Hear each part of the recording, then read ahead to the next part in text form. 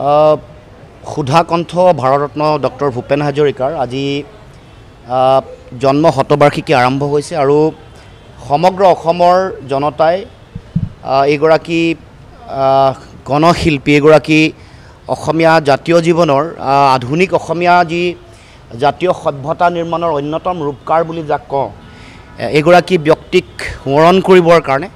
তেখেতে দি থৈ যোৱা জাতীয় জীৱনৰ যিবোৰ মহান অৱদান সেইবোৰৰ মাজত নিহিত হৈ থকা আদৰ্শ চেতনা জাতীয়তাবাদ এইবোৰ বিশ্লেষণ কৰি উঠি অহা নতুন প্ৰজন্মৰ মাজত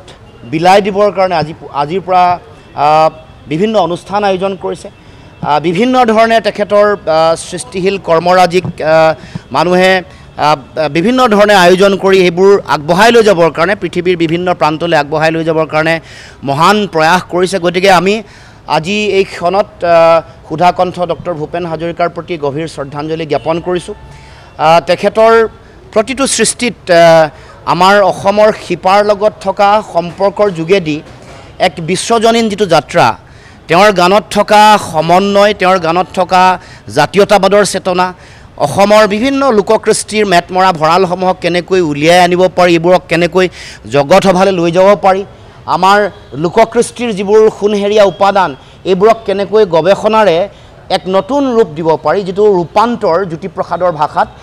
সেইবোৰ তেখেতে তাৰ আধাৰ প্ৰস্তুত কৰিছিলে তাক বিশ্বজুৰি আগবঢ়াই লৈ গৈছিলে এতিয়া আমাৰ দায়িত্ব তেখেতৰ সেই আদৰ্শ চিন্তা তেখেতৰ এই জাতীয় চেতনা এই জাতীয়তাবাদৰ দৰ্শনসমূহ আমাৰ উঠি অহা নতুন প্ৰজন্মৰ মাজত জীয়াই ৰখা এইটো আটাইতকৈ বেছি গুৰুত্বপূৰ্ণ সেইকাৰণে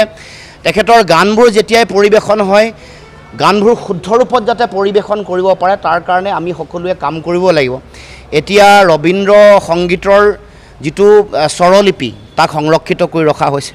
ডক্টৰ ভূপেন হাজৰিকাৰ গানৰো স্বৰলিপি সংৰক্ষণ কৰিবৰ কাৰণে বিশেষ ব্যৱস্থা গ্ৰহণ কৰিব লাগিব তাৰ উপৰিও আমি যিবোৰ সৃষ্টিশীল কৰ্মৰাজি আছে এইবোৰ জীয়াই ৰাখিবৰ কাৰণে কাৰণ ভৱিষ্যতৰ দিনসমূহত অধিক গৱেষণাৰ যিহেতু প্ৰয়োজনীয়তা আছে গতিকে আমি ভাবোঁ যে এইবোৰ জীয়াই ৰাখিবৰ কাৰণে যিমান আধুনিক প্ৰযুক্তি আছে ব্যৱহাৰ এতিয়া এআইৰ যোগেদি বা আধুনিক প্ৰযুক্তিৰ যোগেদি কেনেকৈ জীয়াই ৰাখিব পাৰি তাৰ কাৰণে ব্যৱস্থা গ্ৰহণ কৰিব লাগিব আৰু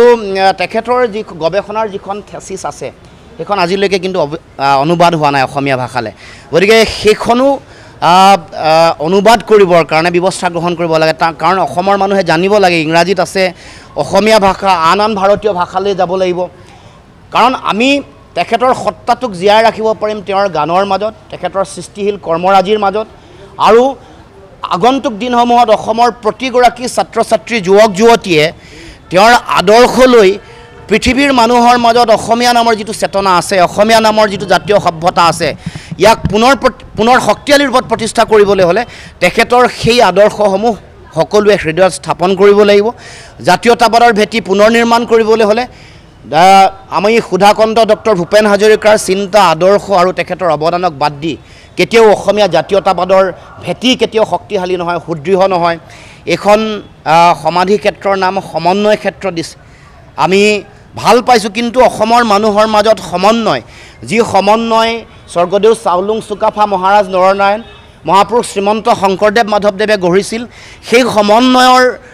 শক্তিশালী ভেটি বা সমন্বয়ক সম্প্ৰসাৰণ কৰিবৰ কাৰণে ডক্টৰ ভূপেন হাজৰিকায়ো যি কাম কাজ কৰিছিল তাক প্ৰকৃততে সকলোৱে হৃদয়ংগম কৰিব লাগিব অসমৰ সমাজ জীৱনত চলি থকা যিবোৰ সাম্প্ৰদায়িকতা ঘৃণা সংকীৰ্ণতা ভেদাভেদ বিভাজন উচ্চ নিচৰ বিচাৰ জাতি জনগোষ্ঠীসমূহক সমূহক বিভাজিত কৰা যিবোৰ কূটকৌশল ষড়যন্ত্ৰ এইবোৰ নাইকিয়া কৰি মষিমূৰ কৰি সমন্বয়ৰ প্ৰকৃত আদৰ্শ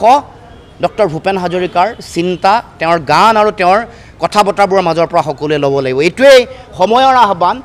জাতীয়তাবাদৰ শক্তিশালী ভেটি নিৰ্মাণ কৰা সৌধ নিৰ্মাণ কৰা সমন্বয়ৰ আদৰ্শৰে আমাৰ সমাজখনক আমাৰ অসমৰ মানুহৰ